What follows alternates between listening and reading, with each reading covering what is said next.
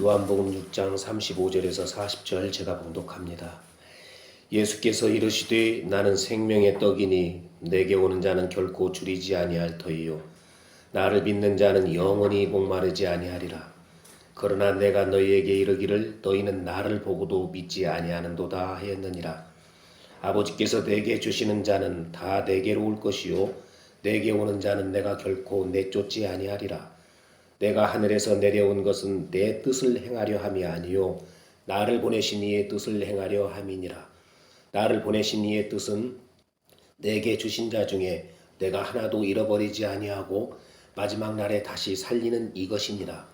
내 아버지의 뜻은 아들을 보고 믿는 자마다 영생을 얻는 이것이니 마지막 날에 내가 가정의 달이라고 이제 5월 시작돼서 우리 아이들도 둘이 이제 시간이 돼서 이렇게 놀러 왔는데, 예수님께서도 말씀하셨듯이 너희가 누가 너희 형제냐 그랬죠.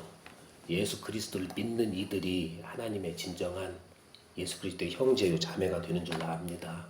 우리들은 이미 이제 하나님의 택한 백성이 맞다면 천국에서 지금 살고 있어요. 영적으로는.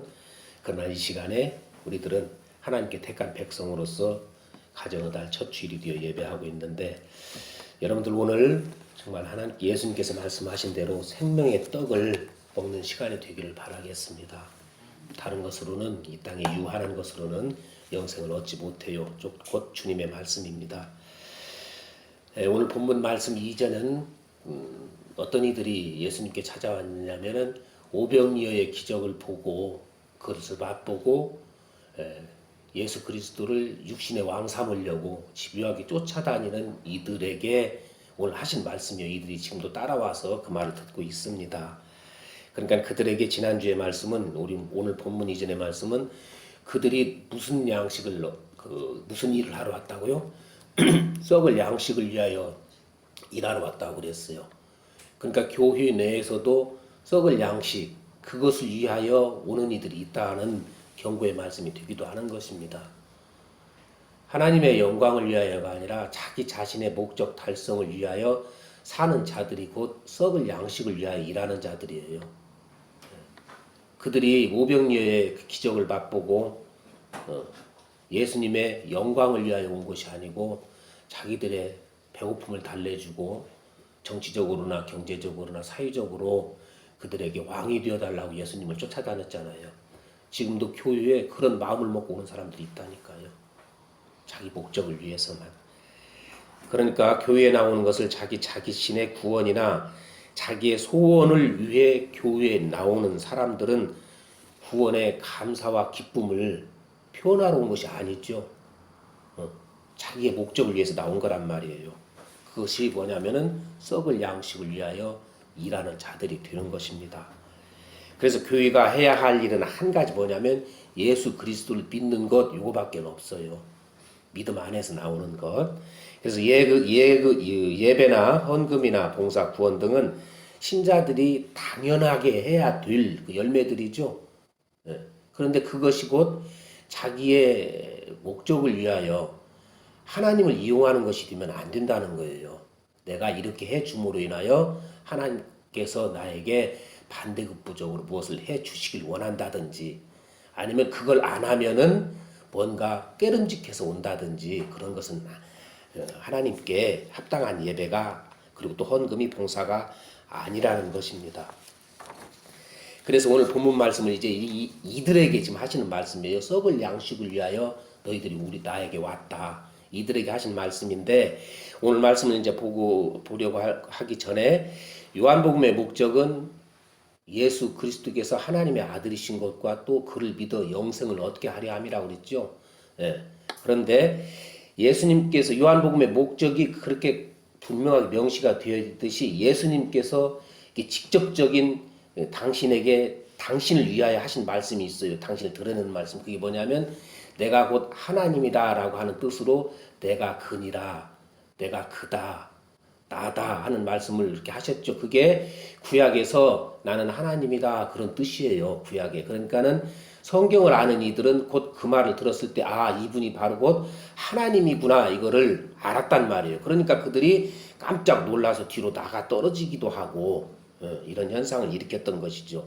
이런 직접적인 대답 이외에 약간 그 말투를 바꾸어서 하신 말씀들도 있어요. 무엇이냐면 제가 찾아놨는데 오늘 말씀은 곧 내가 생명의 떡이다 하는 그 말씀이죠. 내가 생명의 떡이다. 내가 곧 그니라, 내가 곧 나다. 이러한 말씀을 중간에 생명의 떡이다라는 말씀만 살짝 넣은 거예요. 위에도 어떻게 되냐면 나는 세상의 빛이다 이런 말씀하셨고 내가 양의 문이다 이렇게도 하셨고 나는 선한 목자다. 또한 나는 또 부활이요 생명이다. 나는 길이요 진리요 생명이다 이런 말씀도 하셨죠. 예. 그리고 요한계시록에서는 또 뭐라 하겠어요? 내가 처음이요 나중이다. 내가 역사를 온전히 주장하는 하나님이다 이런 뜻이에요. 그런 말씀으로 나타내는데 오늘 그 가운데는 말씀이 뭐가 나와요? 내가 생명의 떡이다 이런 말씀을 하세요. 오늘은 생명의 떡. 그 생명의 떡에 대한 말씀을 살피겠는데 본문 해석을 좀 보기 전에 유대인들과 예수님의 대화는 마치 사마리아 여인과 그 이야기를 나누는 것 같은 약간 앞뒤가 안 맞는 그런 말씀을 하신다고 그랬어요. 사마리아 여인에게 말씀하시기를 처음에 물을 달라 그러니까는 그 사마리아 여인이 뭐라고 그래요? 내가 너한테 물을 줄 것이라고 하니까 사마리아 여인이 뭐라고 했냐면 그 목마르지 않는 물을 나에게 다시 물 들어오지도 않게끔 그 물을 주세요라고 했듯이 유대인들은 뭐라고 그랬어요? 오늘 말씀 이전에 보면은 33절에 보니까 하나님의 떡은 하늘에서 내려 세상에 생명을 주는 것이니라 그러니까는 34절에 그들이 뭐라고 했냐면 그들이 이르되 주여 이 떡을 항상 우리에게 주소서 하였듯이 사마리아 여인이 예수님의 말 뜻을 못 알아듣고 자꾸 육신의 물을 달라고 한 것 같이 이들도 똑같이 그 떡을 계속해서 달라는 거예요. 그러니까 이해를 하지 못한 이들입니다. 마치 그런데 예수님의 말씀을 이해라도 했듯이 떡을 달라고 했지만 전혀 엉뚱한 대답이라는 거예요. 그래서 35절에 생명의 떡이시라는 말씀에 이어가지고 36절에서 너희가 나를 믿지 않는다 이렇게 직접적으로 언급을 해버리시는 것입니다. 35절에서 36절 보시면 예수께서 이르시되 나는 생명의 떡이니 내게 오는 자는 결코 줄이지 아니할 터이요 나를 믿는 자는 영원히 목마르지 아니하리라 이렇게 말씀하시면서 36절에 그러나 내가 너희에게 이르기를 너희는 나를 보고도 믿지 아니하는도다 하였느니라 그랬어요. 그러니까 이 말씀은 지금 교회를 향한 예수님의 경고의 말씀도 되기도 하는 건데 앞서 27절에서 생명 썩을 양식에 관하여 말씀하신 것과 함께 예배당 안에 진정 하나님의 영광을 위함이 아니라 자기 자신의 복락을 위하여 나와 있는 자들이 있다는 그러한 경고이기도 하는 것입니다. 왜냐하면 오직 생명이 되시는 예수님을 믿어야 세상에서 주는 그 어떤 것으로도 해결되지 않았던 그러한 모든 문제가 해결이 되게 돼요. 해결이 되어서가 아니라 문제는 그대로 있어도 평강을 얻게 된단 말이에요. 그래서 그것이 해결이 되는 것입니다. 근데 35절에 보니까 예수께서 이르시되 나는 생명의 떡이니 내게 오는 자는 결코 뭐라고 그래요? 줄이지 아니할 터요 나를 믿는 자는 영원히 목마르지 아니하리라 그랬어요. 그러니까 사마리아 여인이 목마르지 아니하리라 그 말씀을 들었을 때 사마리아인이 어떤 일을 경험하고 물길로 나왔던 물동이를 버리게 되었냐면 바로 하나님이신 예수 그리스도를 만남으로 인하여 자신이 그토록 찾아 헤맸던 문제가 해결되었던 거예요. 그 여인은 목마름을 해결하기 위하여 여러 가지 방법을 썼을 거 아니에요. 그것이 곧 남편으로 표현이 된다고 그랬지 않습니까? 그러니까 이와 같이 타락한 피조물들, 인간들은 예수님을 만나기 전에는 세상 그 어떤 것으로 목마름을 해결할 수 있어요? 없어요? 없어요. 때문에 타락한 모든 인간들은 세상의 모든 조건과 상황들을 자기 자신의 목적 달성을 위해서 이용을 하게 돼 있습니다. 사람들은 그래서 예수님마저도 자기 자신의 목적을 위하여 이용하려는 거예요. 그러니까 오늘 예수님을 찾아온 이들이 바로 이 목적을 가지고 찾아왔고 교회도 이런 이들이 바글바글 하다니까요. 이런 사람들은 하나님으로서 그 구원자 예수 그리스도를 믿는 것이 아니라 예수님을 자신의 목적을 달성하게 해줄 우상으로 지금 믿고 있게 되는 것입니다. 그런데 예수 그리스도를 믿는 믿음은 그래서 그들에게도 말씀하시는 것 같이 내가 믿고 싶어서 믿어지는 것이 아니다라는 말씀을 오늘 그 약간 돌려서 말씀하시고 계세요. 아버지께서 믿음을 주셔야 믿을 수 있다는 것입니다. 37절 보면 아버지께서 내게 주시는 자는 다 내게로 올 것이요 내게 오는 자는 내가 결코 내쫓지 아니하리라 이렇게 말씀하시는 것은 그들이 지금 현재 예수님을 쫓아온 것은 하나님 아버지께서 보내신 것이 아니라 자기 자신들이 스스로가 온 거예요. 육신의 문제를 해결하기 위해서. 그러니까 37절의 말씀을 살짝 바꾸면 너희는 나를 믿지 않는다. 왜냐하면 그것은 너희가 내 아버지로부터 보냄을 받지 않았기 때문이다. 이렇게 말씀을 할 수 있는 것입니다. 보통 교회에 나가는 교인이라고 하는 사람들이 어떤 생각을 가지고 있냐면 자기가 예수님을 믿는 것으로 알고 있어요. 내가 예수님을 믿어주는 것으로. 내가 예수님을 믿고 있다라고. 내가 예수를 믿는다 이렇게 생각을 한단 말입니다. 어떤 사람들은 자기가 예수를 믿어주는 것으로 착각을 하고 있어요. 내가 믿어줄 테니 원하는 것 달라 이런 식으로 생각하고 있다는 것입니다. 그러나 정반대예요. 예수 그리스도를 믿는 믿음은 전혀 인간의 도움을 필요로 하지 않습니다. 아예 인간들이 예수를 믿는데 도울 수가 전혀 없어요. 하나님의 일을 도울 수가 1%도 없다는 것입니다. 에베소서 2장 1절부터의 말씀을 보면 그는 허물과 죄로 죽었던 너희를 살리셨도다. 그때에 너희는 그 가운데 행하여 이 세상 풍조를 따르고 공중의 권세 잡은 자를 따랐으니 곧 지금 불순종의 아들들 가운데서 역사하는 영이라.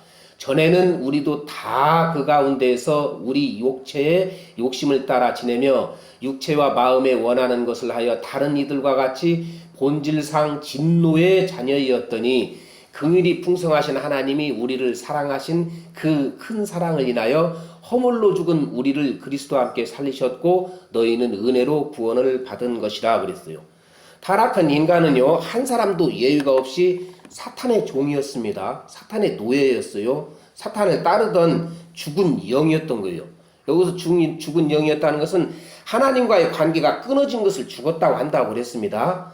유대인들의 사상은 죽었다는 것을 어떻게 그 죽은 것을 표현을 하느냐면 원래 목적에 맞게 살지 못하는 것을 죽었다 그래요. 전에 신집사님께서 어떤 그 아저씨가 요양병원에 입원하고 계신데 그 아저씨의 부인이 오셔가지고 그분이 중풍으로 이렇게 오래 알아 누우셨던가 보죠. 그러니까 저게 산 것이 아니죠. 이렇게 얘기를 했다듯이 무슨 얘기냐면 하나님께서 창조하신 그 창조 목적에서 벗어나 살고 있는 것 이게 죽은 자의 행동이거든요. 예. 살아도 산 것이 아닌 것입니다. 엉뚱하게 사는 것이에요. 이렇게 죽었던 자들 공중 권세 잡은 이들에게 속해 있던 이들을 하나님께서 살리셨단 말이죠. 그러죠? 그러니까 죽었던 자가 예수를 믿을 수 있어요, 없어요? 못 믿어요. 하나님을 부를 수도 없고 찾을 수도 없어요. 죽었으니까. 단 이제 하나님께서 살려주셔야 그제서 비로소 귀가 열려서 눈이 열려서 듣고 보게 되는 것입니다. 창조가 하나님께서 살리셔서 그러니까는 관계를 다시 회복시키셔서 예수께로 보내주셔야 믿을 수 있다는 지금 말씀의 결론이 되는 거예요. 그런데 이렇게 하나님께서 창조주 하나님께서 살리셔서 믿게 해주는 그러한 이들은 또 사람의 행위나 그리고 또한 열심에 따른 것이 아니라 하나님 아버지께서 정하신다는 거예요. 하나님 아버지께서 구원을 받는지 못 받는지는 하나님의 뜻대로라는 것입니다. 구원이란 그러니까 부모의 대를 이어받는 것도 아니에요. 남자와 여자를 구별하지도 않고요. 부자와 가난한 자를 따지지도 않고 권세가 높으냐 낮으냐도 안 따져요. 하나님께서 그냥 무작위로 구원을 주시는 것이에요. 하나님의 뜻대로. 고린도전서 1장 말씀을 한번 보시겠습니다. 같이 한번 읽을까요? 고린도전서 1장 26, 29절입니다. 형제들아 너희를 부르심을 보라. 육체를 따라 지혜로운 자가 많지 아니하며 능한 자가 많지 아니하며 문벌 좋은 자가 많지 아니하도다.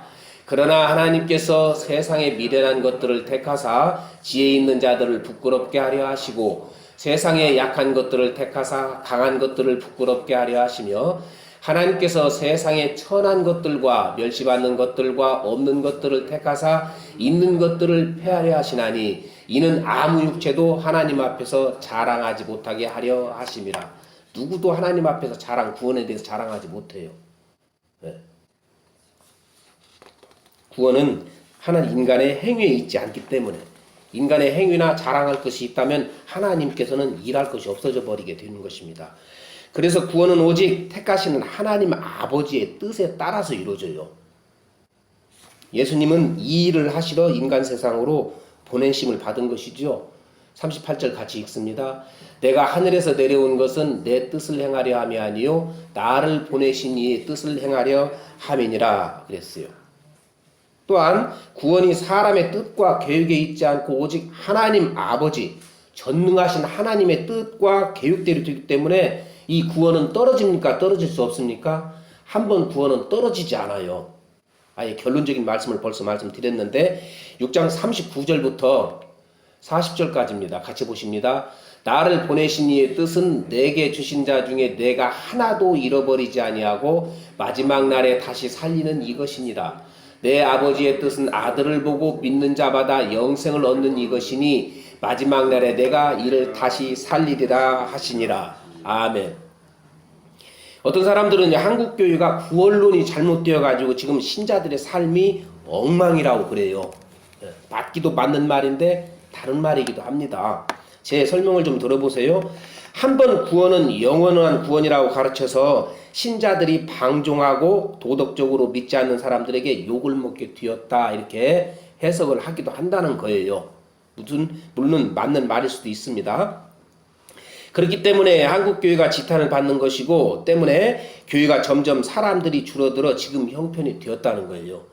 그러면은 이대로 가다가는 어떻게 돼요? 한국교회 미래가 희망이었기 때문에 한국교회에 부흥을 하려면 사회에 또 영향을 끼치기도 해야 하고 신자들이 세상에 본이 되는 모습으로 돌아와야 된다는 거예요. 그 말이 맞는 것 같죠? 맞는 것 같은데 맞는 것도 아닙니다. 잘 들으셔야지 돼요. 그런데요, 이 말이 이렇게 지당하게 맞는 말인 것 같고 귀감이 드는 말인 것 같지만 이 말은 성경적이지 않고 오히려 사탄적일 수도 있다는 말이에요. 이 말들은 잘 들으셔야 하는데 그 말이 두 번째 말씀드리지만 이 옳은 점도 있지만 저는 아닌 점을 지금 집중해서 말씀드리려고 하니까 맞지 않는다고 지금 말씀하시는 거예요. 말씀드리는 거예요. 생각하시면서 좀 들어야 됩니다. 하나님은 전능하신 하나님 맞으시죠? 예. 인간이 이렇고 저렇고 하는 것 때문에 택한 백성이 줄어들 수 있어요? 없어요? 없어요. 그러니까 교회의 잘잘못이 교회의 부흥을 숫자적 부흥 그거를 가져올 수 있어요? 없어요? 없어요. 내가 해서 구원받지 못하는 것이라면 내가 잘못해서 그 수가 줄어들 수도 없다는 거예요. 예. 오히려 지난번에 제가 말씀드린 적이 한 번 있어요. 예전에 우리나라가 좀 살기 어려웠던 80년대 초까지는 그때까지는 교회에 사람들이 많이 있었죠. 주일학교도 없는 교회가 없을 정도로 그때 교인들의 상당수가 가짜일 수도 있었다라고 하는 거예요. 하나님의 부흥을 지금 제가 격화시키는 거 아닙니다. 다 길 수 있다면 그 시대마다 구원받는 이가 다를 뿐이지. 그러나 이것이 맞지 않는 것 인간의 행위에 따라서 그들이 모인 상태였다면 그들이 대부분 가짜일 수도 있었다라는 결론이 된다는 거예요. 사람의 생각대로라면 그때 교인들의 성품은 예수 그리스도의 성품을 가졌고 지금은 그렇지 못해서 교회가 욕먹느냐면 그것이 아니라는 거예요. 예. 그때나 지금이나 교인들의 심정 속에 누가 계세요? 예수께서 계시잖아요. 그때는 계셨고 지금은 안 계시냐? 이것이 아니라는 얘기입니다. 예나 지금이나 성도들에게 성령이 동일하게 계세요.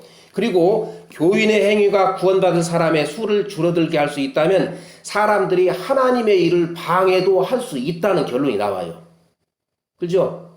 내가 잘하니까 교인의 수가 많아지고 못하니까 교인의 수가 줄어들고 물론 그 일을 통해서 하나님께서 구원하시기 위한 방편이 성립이 되고 이루어짐으로 인하여 그것이 움직일 수는 있어요. 그러나 내 행위에 그런 것들이 방해를 못한다는 것입니다. 교회의 행위와 사유에 대한 영향력을 갖춰야 교회가 성장할 발전할 수 있다고 하는 것은 십자가의 복음을 쏙 빼고 도덕적 경제적 예수만 전하게 하려는 사탄의 속임수일 수가 있다는 얘기예요. 교회가 열심히 행해서 사유의 칭찬을 받으라 소리는, 사탄은 구원받은 신자의 삶을 방해해서 하나님께 영광을 못 돌리게 할 수는 있어도 하나님의 택한 백성을 줄어들거나 늘게 할 수는 없다는 지금 말씀을 드리려고 그러는 것입니다. 그렇죠? 사탄이 신자들을 건드려서 하나님의 백성답지 못하게 할 수는 있어요, 없어요? 있어요. 마귀가 와서 놀다 갈 수는 있다니까요, 머리에. 그래서 잠깐 실수하고 죄를 저지를 수는 있어요. 그러나 그것이 구원을 떨어뜨릴 수는 있어요, 없어요? 없어요. 예수님께서 붙잡고 계신데 뺏지 못해요, 그 다른 마귀가. 요한복음 10장 27절 29절입니다. 같이 보시겠습니다. 내 양은 내 음성을 들으며 나는 그들을 알며 그들은 나를 따르느니라. 내가 그들에게 영생을 주노니 영원히 멸망하지 아니할 것이요 또 그들을 내 손에서 빼앗을 자가 없느니라. 그들을 주신 내 아버지는 만물보다 크심에 아무도 아버지 손에서 빼앗을 수 없느니라. 아멘. 하나님의 구원 계획을 누가 방해하지 못해요. 사마리아 여인이 어떻게 해서 예수님을 영접하게 되었는지를 잠시 다른 얘기 같지만 들으시고 그 이해를 하시기 바라겠습니다. 사마리아 여인을 예수께서 만나가지고 뭐라고 하세요? 참 힘들었겠다. 너 그동안 살리라고 얼마나 고생했니? 이제 내가 왔으니 고생 털고 이제 좀 행복해져라. 그렇게 그 형통한 삶을 살아라. 그런 말씀 하셨어요? 안 하셨어요. 뭐라고 그러세요? 대뜸 네 남편 불러와라 그래요. 물 좀 달라고 하니까. 영원히 목마르지 않는 물을 여기 길러 오지 않게 그 물을 내게 주소서. 그러니까는 대뜸 하시는 말씀이 네 남편 데리고 와라 그래요. 네가 세상의 목마른 문제를 해결해 줄로 여기며 살아왔던 네 남편 불러와라며 사마리아 여인이 수치로 알고 있었던 것이죠. 그게 이것도 해보고 저것도 해보고 인생 안 풀리던 인생, 그것이 자신의 수치였단 말이죠. 그것이 곧 주의 성품으로 살던 것을 들춰내신 거예요. 예수님께서. 주의 성품으로 살던 사람들은 이것저것 안 매달리는 것이 없지 않습니까? 그것을 곧 예수께서 들춰내버리신 거예요. 그게 네 죄다 이거를 들춰내신 거란 말입니다. 그래서 사마리아 여인이 육신의 목마름을 해줄 수 있는 것을 상징하는 물동이를 죄를 자각하고 나니까 너 네 남편 불러와라 그러니까 이게 내 죄 때문에 온 것이었구나 하는 것을 아니까 그제서야 자신의 목마름을 해결해 줄 물동이를 버려버리고 동네에 들어가서 뭐라 그래요? 소리소리 떠들어요. 메시아를 만났다고. 내 문제를 들추어내고 그걸 해결해 줄 내 죄를 사해주는 아시는, 그리고 그것에서 나를 구원해 주시는 메시아를 만났다. 그제서야 떠들었단 말이에요. 예전에는 그거를 감추려고 했는데. 그러니까 하나님의 말씀 그대로 예수 그리스도는 그들의 죄에서, 자기 백성들의 죄에서 그들을 구원할 자이심이지 그들을 위로하고 그리고 다독거리고 형통하게 해주려고 오신 분이 아니란 말이에요. 그러죠? 그러니까는 이 시대의 교회가 사탄에 속아갖고 죄에 대한, 의에 대한, 심판에 대한 것은 싹 빼고 사람들을 위로해주고 그동안 얼마나 고생했습니까? 교회 오십시오. 인생의 문제가 해결됩니다. 질병으로 얼마나 힘드셨습니까? 예수 믿으세요. 낫게 해주십니다. 사업의 문제 때문에 고생했죠. 남편 문제, 자녀 문제 모두 해결받으세요. 이건 복음이 아니라는 거예요. 그런 것들로 예수를 만나는 것이 아니고요. 교회에서 선포하는 죄에 대해서 그거를 건드려야 되고 하나님의 의에 대해서, 또한 심판에 대해서, 지옥에 대해서, 천국에 대해서 알려줘야 그들이 내가 지금까지 살던 것이 죄인의 성품으로 살던 것이었구나, 이것을 그제서야 알게 된다는 거예요. 그러니까 교회는 하나님의 창조에 대하여, 인간의 타락과 죄와 지옥에 대하여, 하나님의 구원과 새하늘과 새 땅에 대해서 말해야 되고 가르쳐야 된다는 결론이 되는 것입니다. 근데 세상은 뭐라고 말해요? 교회들에게 우리를 봐라, 너희들보다 훨씬 착한 사람도 많고 너희들보다 복받은 사람도 많다. 우리가 사회봉사도 더 하고 있고 우리들은 양로원이나 어디 그런 데에다가 우리는 참 잘하고 있다. 너희들은 뭐 하고 있냐? 너희들만 구원받는다며? 라고 교회를 갖고 손가락질하고 있어요. 그러므로 자기들 뭐라고요? 우리한테 교회가 배워야 한다. 이렇게 하고 있단 말이죠. 여기에 교회가 휘둘거리고 있어요. 이거에. 여러분, 세상 말에 기울이지 마시고 하나님 말씀에 귀 기울이시기 바랍니다. 구원은 선행이나 인간의 노력에 있는 것이 아니고 오직 하나님의 뜻에 따라 예수 그리스도를 믿는 믿음에만 있어요. 그래서 제 아무리 선하게 살아도 예수 없이는 구원 못 받고요. 아니 저 사람이 교회 나가는가 라고 하면서 정말 저 인간이 교회를 예수를 믿는다고 그렇게 핀잔 듣던 사람이 그가 예수가 붙은 사람이면 그는 구원 받아요. 예. 부처님 가운데 또막 같은 사람이 교회에 많을까요? 밖에 많을까요? 밖에 더 많아요. 왜냐하면 그들은 그 착한 행위가 자기를 감싸는 무기가 되기 때문에 그것이 곧 목마름을 해결해 줄 걸로 또한 여기는 또 하나의 길이 되기 때문에 오히려 밖에 착한 사람이 더 많아요. 지금까지 설교를 기억하시면서 다시 한번 본문 가운데 37절부터 40절까지를 한번 보겠습니다. 보십시오. 37절부터입니다. 내게로 말씀이 좀 끊기는데 다시 보십니다. 아버지께서 내게 주시는 자는 다 내게로 올 것이요 내게 오는 자는 내가 결코 내쫓지 아니하리라. 내가 하늘에서 내려온 것은 내 뜻을 행하려 함이 아니요 나를 보내신 이의 뜻을 행하려 함이니라.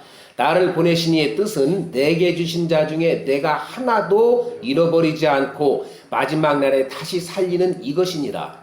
40절 내 아버지의 뜻은 아들을 보고 믿는 자마다 영생을 얻는 이것이니 마지막 날에 내가 다시 살리리라 하시니라. 아멘.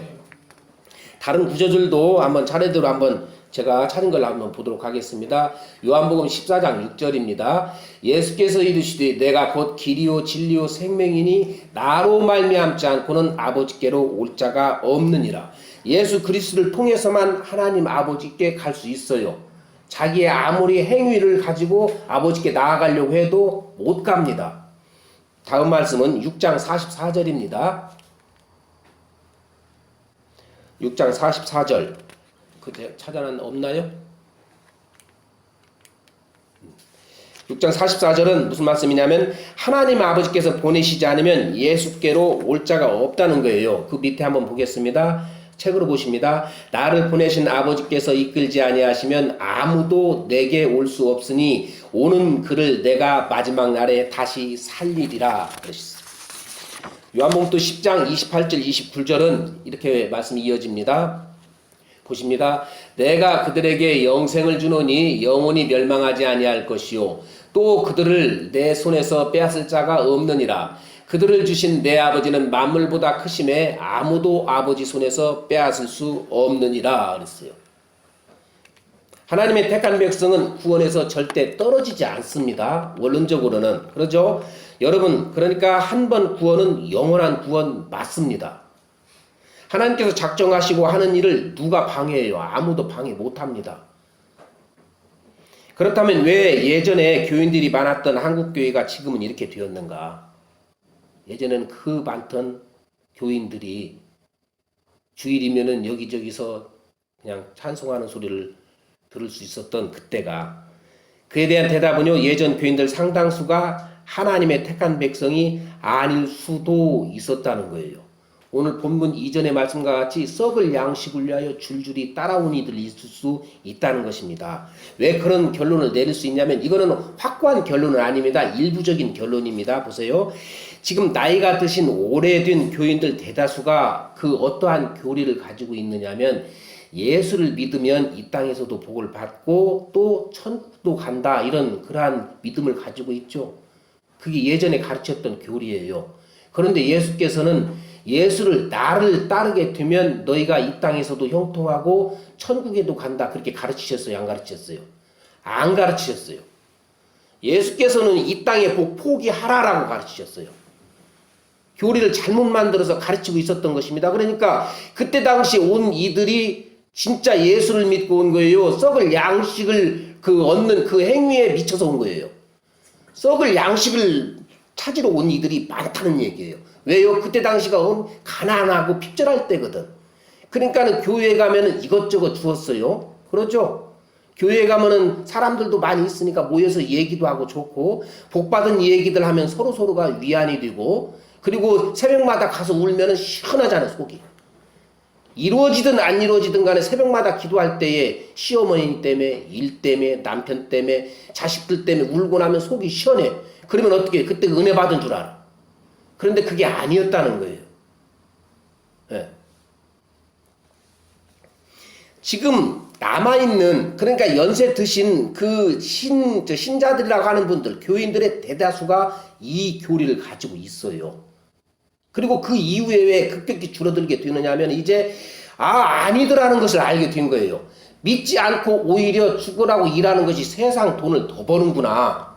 예, 이거를 이제 세상 사람들이 안 겁니다. 교회에 가야 그런 복 받는지 않는다는 것을 서서히 알게 되었고 하나하나 떠나게 되고 이제 교회에 와 보니 아무 재미없는 얘기나 해야 되고 죄의 얘기나 하고 심판 얘기나 하고 그러니까 어떻게 돼요? 하나씩 떠나가요.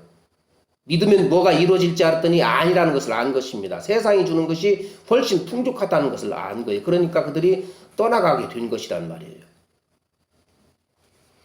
예수님께서는 그러니까 믿으면 이 땅에서도 복받고 죽어서도 천국 간다. 그러니 나를 믿고 두 가지 복을 겸해서 받으라고 하신 적이 없다는 거예요.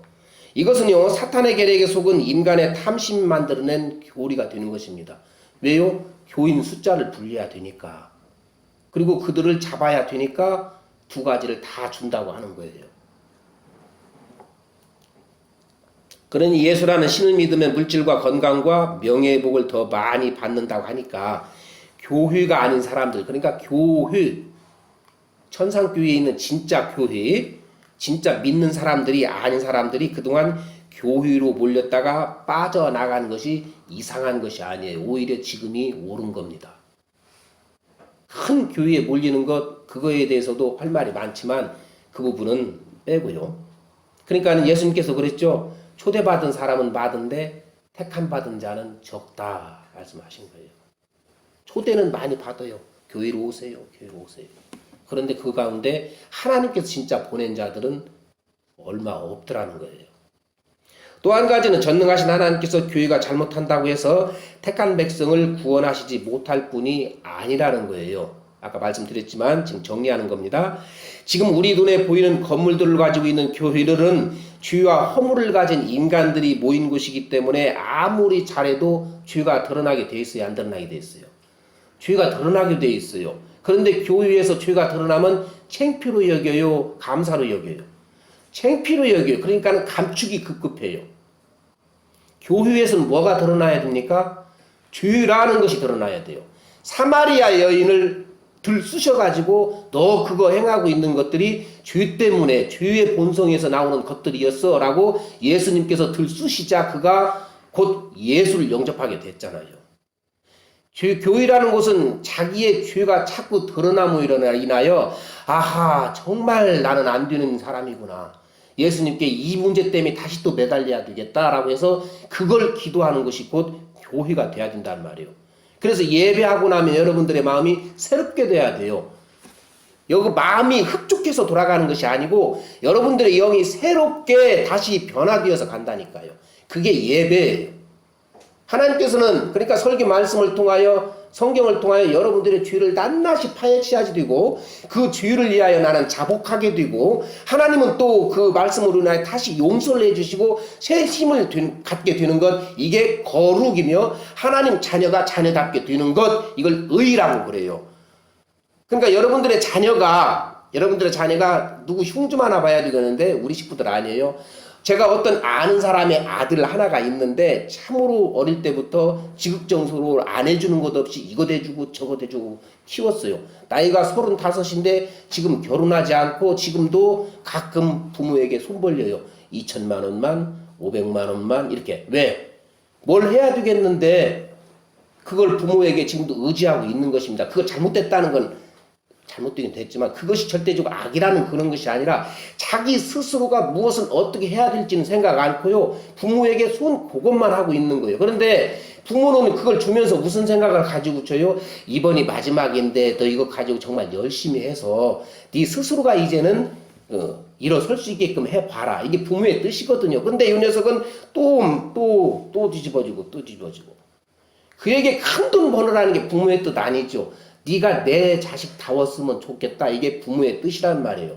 그러면 하나님께서 우리를 향한 뜻은 뭐냐면요. 예배, 헌금, 봉사 열심히 하는 것 물론 열매로서 좋아요. 그러나 하나님의 뜻은 우리 안에서 사탄의 나라가 멸해지고 하나님 나라가 든든히 서길 원하시거든요. 그건 무슨 뜻이냐면 여러분들이 주위로 살던 것들을 버리고 하나님의 성품으로 그것들을 취하지 않고 사는 것, 이렇게 자꾸 변화되어져 가는 것, 새롭게 변화되어 가는 것, 이걸 원하신단 말이에요. 여러분들이 그러니까는 병들고 가난하고 어디 가서 못나 터진 소리 듣고 이런 걸 하나님 관심 없다는 거예요. 그래서 관심 없어요. 아까 소개시킨 그 아들 어디 가서 그 다른 것 하는 것보다 건강하고 내 자식답게 그냥 좀 사는 것, 이게 부모의 뜻이잖아요. 큰 돈 벌어오라는 것도 아니고. 네. 그것이 하나님의 아버지의 뜻을, 교회를 바라보게 될 것 같으면 하나님의 아버지의 닮은 성품으로 변화되어져 가는 것, 요거 하나밖에 없다니까요. 천국에서는 그것만 가지고 사는 거지, 천국에서의 삶이 내가 뭘 가진 것을 아버지께 드려서 아버지 기뻐하게 할까, 이런 거 아니라는 것을 지금 말씀드리는 것입니다. 그래서 지금 우리 눈에 보이는 건물들을 가지고 있는 이 교회는 죄와 허물이 모여있는 이들이 있기 때문에 죄와 허물이 자꾸 드러나야 돼요. 감추면 안 돼요. 교회에서. 그런 인간들이 모여서 잘하면 구원받는 성도가 늘어나고 못하면 구원받는 성도가 줄어들고, 이게 말이 되냐고요. 하나님께서 하시는 일이 그거에 방해받지 않는다는 것입니다. 그렇다면 만약에 눈에 보이는 교회들이 전부 못된 짓만 해서 신자들이 하나도 안 모인다면, 만약이라고 그랬어요. 교회가 전부 못된 짓만 해가지고 신자들이 하나도 안 모인다면 하나님 아버지께서는 성자 예수를 괜히 죽인 거예요. 그러면 인간이 하나님의 일을 지금 절대적으로 방해하고 있는 것이 되죠? 방해할 수 있어요? 없어요? 없다고 그랬지 않습니까? 다 못된 짓만은 할 수도 없지만 방해할 수도 없다는 거예요. 그래서 교인이 많든지 적든지 그것은 하나님이 하시는 일이라는 것입니다. 구원은 하나님께 달렸지 인간의 행위와 열심에 달려있지 않다는 걸 말씀을 드리는 거예요. 그러나 여러분, 세상에서 아무리 교회가 이러쿵저러쿵 하다고 큰소리 내고 떠들지라도 기죽지 마시고 여러분의 신앙생활에 충실하시기 바랍니다. 신앙생활은 여러분들이 교회 내에서 하는 게 아니고 어디 가서요? 가정에서, 직장에서, 밖에 나가서 하나님의 말씀 붙들고 사는 것, 이게 신앙생활이에요. 원론적으로는 여러분이 하나님의 택한 백성이 맞는다면 여러분은 아무 죄를 지어도 구원받아요. 밖에서 아무리 둥글고 더럽게 하고 와도 예수님이 깨끗이 다시 씻어놓고 하신단 말이에요. 왜요? 예수님께서 뭐라고 말씀하셨어요? 나는 뺏기지 않는다. 아버지께서 보내주신 일을 내가 마지막에 반드시 살린다. 오늘 말씀하셨지 않습니까? 그러나 신자는 변하게 되어 있어요. 왜입니까? 그 안에 성령께서 일하시기 때문에 그런 것들을 자꾸 미워하고, 죄를 미워하고 하나님이 어떻게 하면 기뻐하실까, 이것에 열심을 내게 되어 있단 말이에요. 여기 우리 아이들 둘이 왔는데 그 학원이까지 서희서 어떻게 하면 우리 부모가 기뻐할까라고 해서 서희 밤에 자기 방에서 모여갖고 꽃을 만들기도 하고 뭐하고 해서 이렇게 해서 작은 상자를 선물로 주면서 그동안 감사해요. 이게 뭐예요? 어떻게 하면 우리 아버지 어머니가 기뻐하실까, 이거 생각하는 자녀라고요. 그걸 주어서가 아니고, 그런 행위가 성령이 안에 계신 신자들에게는 조금씩 변화된 모습으로 나온단 말이죠. 계속해서 그 죄를 짓고도 해벌쩍 웃는 자는 그게 신자가 아닌 결론이 나올 수도 있다는 것입니다. 반대로 누군가가 하나님의 택한 백성이 아닌데도 몸을 불사르듯이 교회 생활을 한다고 해도 그는 구원받지 못해요. 택한 백성이 아닌데 그렇게 하는 사람들 있습니다. 왜요? 썩을 양식을 위해서.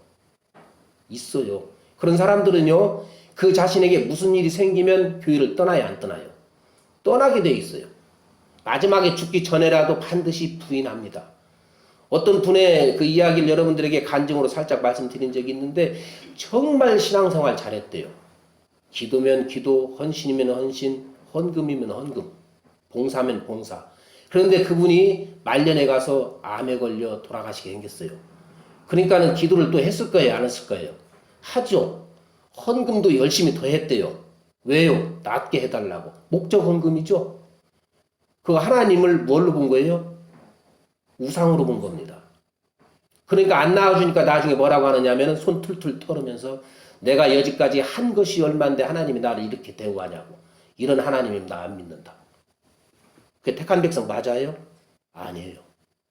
자기 열심으로 썩을 양식을 위해서 죽으라고 교회 다녔었고 자기는 믿는 걸로 착각하고 있었던 겁니다. 나는 잘 믿는 거야. 나 정도 믿는 사람이 누구야? 이런 식으로. 그리고 또 그는 어떻게 했겠어요? 믿음이 조금 적은 자들 보면 에이, 그러니까 복을 못 받지. 이런 식으로 행하지 않았을 거예요.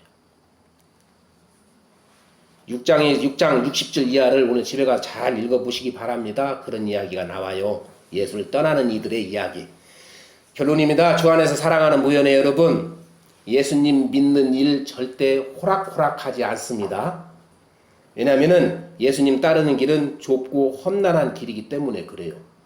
그리고 그 길은 자기 자신의 정욕과 탐심을 죽이는 십자가를 지고 예수를 따르는 길이기 때문에 절대 쉽지 않습니다. 옛사람 죽이는 일입니다. 옛사람을 죽이지 않고 옛사람을 찾고 살리면 세상 살기는 정말 편해요. 아무렇게나 살아도 되니까. 그런데 그 사람 죽이는 것이 쉽냐고요? 어렵지요. 그러니까 그게 십자가인 것입니다. 그러나 우리보다 먼저 십자가를 지셨고 부활하신 우리 주 예수께서 여러분들을 붙들고 계시니 힘내시고 강건하시기 바랍니다. 그분의 손에서 빼앗을 자가 없다라고 하셨어요. 그러니 한 번 구원은 영원한 구원 맞습니다. 기도하겠습니다.